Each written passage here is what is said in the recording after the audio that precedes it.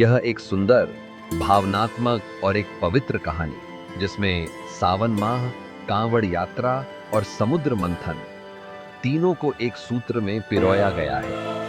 यह कहानी भगवान शिव की महिमा और भक्तों की आस्था को दर्शाती है। यह कहानी हिंदू पौराणिक कथाओं के अनुसार ऋषि दुर्वासा ने भगवान इंद्र को श्राप दे दिया था क्योंकि इंद्र ने दुर्वासा द्वारा दी गई माला का अनादर किया था। तो आइए जानते हैं इसके पीछे की कहानी को। बहुत प्राचीन समय की बात है। स्वर्ग में देवताओं का प्रभाव और ऐश्वर्य बहुत बढ़ गया था। इंद्रदेव के घमंड से ऋषि दुर्वासा नाराज हो गए और उन्होंने इंद्र को श्राप दे दिया। तेरा ऐश्वर्य नष्ट हो जाएगा और देवताओं की शक्तियां कमजोर हो जाएगी। श्राप की वजह से देवता असुरों से हारने लगे। तब सब देवता ब्रह्मा जी के पास पहुंचे, जिन्होंने उन्हें भगवान विष्णु के पास भेजा। भगवान विष्णु ने सलाह दी, समुद्र मंथन करो, उसमें से जो अमृत निकलेगा उसे पीकर तुम अमर और शक्तिशाली हो जाओगे।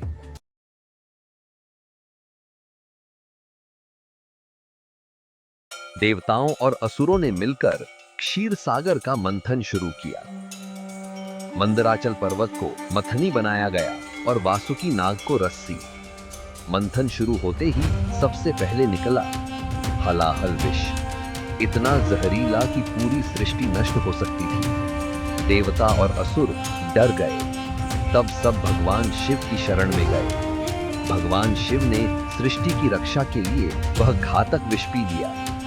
वह विष उन्होंने अपने गले में ही रोक लिया, जिससे उनका गला नीला पड़ गया।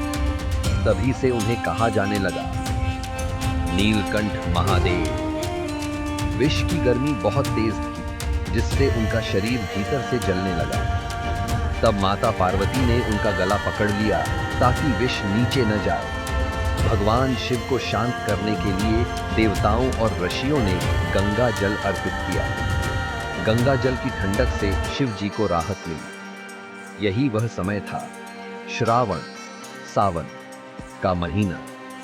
तब से यह महीना भगवान शिव की आराधना के लिए सबसे पवित्र माना जाता है। भगवान शिव के त्याग और बलिदान को स्मरण करने के लिए भक्तों ने गंगा नदी से जल लाकर शिवलिंग पर चढ़ाने की परंपरा शुरू की। वे जल को कांवड़ में रखकर पैदल यात्रा करते हैं, जिसे कहते हैं कांवड़ यात्रा। भक्त कंधों पर 2 घड़े बांधकर हरिद्वार, गंगोत्री या सुल्तानगंज से जल भरकर अपने गांव या मंदिर में शिवलिंग पर चढ़ाते हैं। इस कथा का संदेश यह है कि सावन का महीना हमें भगवान शिव के त्याग, देवताओं की संकट की घड़ी और भक्तों की आस्था की याद दिलाता है। कांवड़ यात्रा केवल एक परंपरा नहीं, बल्कि श्रद्धा, तपस्या और प्रेम की अभिव्यक्ति है। समुद्र मंथन हमें सिखाता है कि कभी-कभी विष पीने वाले ही सच्चे रक्षक होते हैं।